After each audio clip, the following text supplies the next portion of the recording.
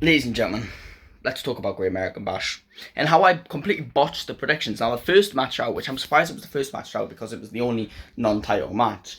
You'd think they'd want a title match to open it up, but they didn't. They had Javon Evans, Jasper Troy.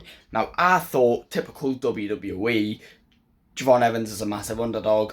Jasper Troy's a new up-and-comer who they're trying to build. They've just put against the NXT champion.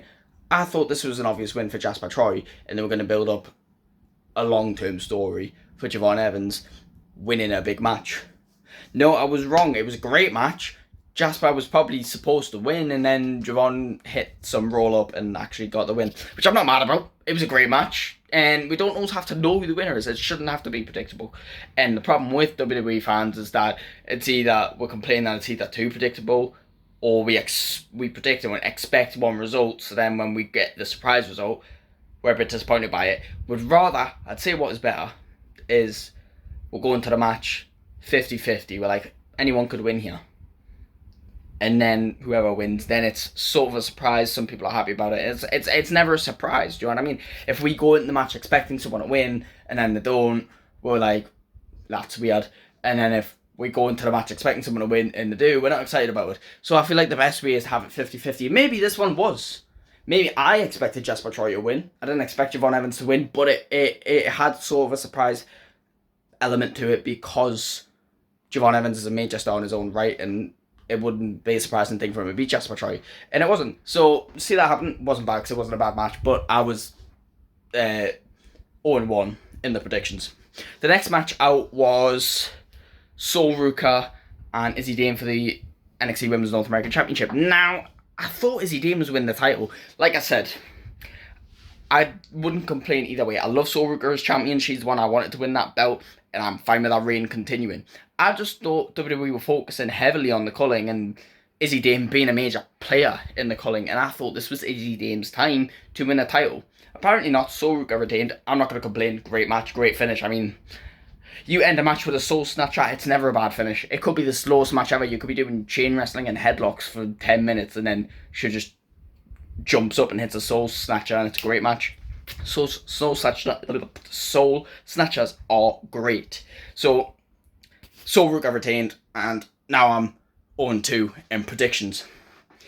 Now the third match on the card, Ricky Sainz, Ethan Page, Falls Count Anywhere. The best match on the card, not just because there's weapons, but these spots were great. The spots on the spike of the chair, the going backstage and hitting them with random shit like a flip-flop, or running into Jasper Troy and Jasper Troy beating you up, to putting them through one of the barricades, like bringing the barricade into the ring and putting them through it, and then ending it by chucking them off the stage. Bit of a cliche ending, but the match was fire. And again, while I thought Ricky Sainz would win, this was another 50-50 one, just like Jasper Troy and Javon Evans, just like Sol Ruka and Izzy Dame.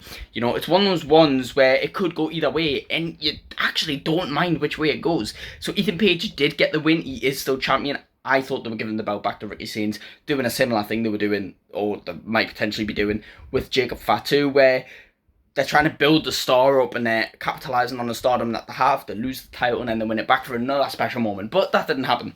Ethan Page won, and in the end of the match, Ethan Page was shouting at him that we're done, that's it. And I agree. Let's be done with Ricky Sainz, Ethan Page. They rushed into that feud just for the feud to be so long. They didn't need to rush into it. Sean Spears, Ricky Sainz could have happened at Stand and Deliver. And then Ricky Sainz could have had his reign, and this could be the time where Ethan Page was winning the title. Do you know what I mean? They rushed it, and they didn't need to because it had longevity. Now it's time for it to be over, though. I completely agree. Ethan Page needs to move on. Ricky Sainz needs to move on. Ricky Sainz could actually go into the NXT title picture. You know why? Because we're suffering for stars over there. So, yeah, banger match. 0-3 in predictions. This is the worst predicted PLA I've ever done.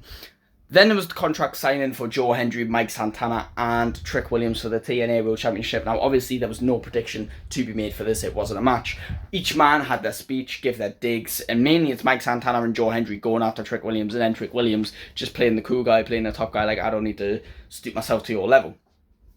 Anyways, by the end of it, when Joe Hendry and Mike Santana have beat up Trick Williams, Dark State come out once again and start attacking Joe Hendry and Mike Santana. And again, I don't think this is a feud that they're going to make between Dark State, Joe Hendry, and Mike Santana, because they've already done that. We've done that. right? I just think this is Dark State making a statement, because they've not really got much to do with Dark State, and they've just been putting them on NXT and saying, you know, you're forgetting about us, but we're TNA, we're NXT, we're beating people up, we're here. This is nothing personal for them, this is just business, right? And off the back of this, you know, Ava's blaming Trick Williams for the attacks. She's saying, you know, you're always aligning yourself with High Rise and now Dark State to try and beat up Joe Hendry and Mike Santana.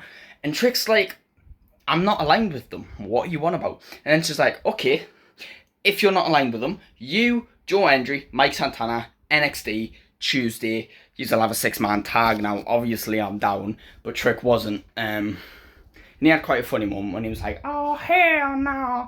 He had quite a funny moment there. But yeah, that's a match that's happening on NXT. I'll be honest, didn't care for this whatsoever. I don't even care for the TNA World title picture in NXT. But I like it because it's cool. You know, they're actually like, they're not just sharing companies to make money, they're genuinely like promoting each other and actually probably crossing over fans. It's actually great. So that is genius. Then we got to the main 2 matches. We had Obafemi, Yoshiki Inamura. Now this is where I started getting some predictions right. Obafemi retains against Yoshiki Inamura. Now that was quite obvious. Yoshiki actually was not going to win that title, but I found myself in the match, like, just subconsciously, without realising, I was rooting for Inamura. Like, whenever Obafemi would get up, I'm like, oh, fuck's sake. But Josh Briggs was, like, trying to get Yoshiki a cheat, and he made the whole thing about Honor. He was like, no, I'm going to win with Honor. And then he ended up losing. And then there was a whole backstage fallout with Josh Briggs and Obafemi. And Obafemi said he will give Inamura another chance, another shot, because Inamura deserves better. He deserves better than having Josh Briggs in his corner, distracting him, putting him off, and ruining the match for him. So we're going to get it again. And I don't mind it, because there's nothing going on in the NXT title picture. And it was a great match. Inamura's a great athlete. Obafemi's a great athlete. And Josh Briggs is probably going to have a fallout with Inamura now. And Josh Briggs might even get a match with Obafemi. Who knows? But now, I'm 1-3 in predictions. I've at least got 1 right. And then I got 2 right, because in the main event, Jordan Grace, Blake Monroe beat Fatal Influence. Like I said, now I said in my predictions for this, I think something further is going to happen, but I'll leave that for a later video. And I will, well, I did. In my Evolution predictions, I predicted that they teamed up, they became friends, they had this nice moment, but Blake Monroe's a new star in NXT, and I'm not just going to have her work alongside Jordan Grace. She's going to turn heel. She's going to cost Jordan Grace the NXT Women's title at Evolution. They're going to have a big feud, and probably Blake Monroe's going to be the next NXT Women's Champion first, because Jordan Grace is going to have a long reign, is what I see it as, you know, longer than Obafemi. Like a long, dominant reign, because we've not quite seen an athlete like Jordan Grace before. So yeah, they got the win. Pretty easy to predict anyway. 2-3 in predictions. So I'm down on the predictions, really. That was terribly predicted from me, but it is what it is. Thank you all so much for watching. Please like and subscribe, and I will see you in the next one. Goodbye.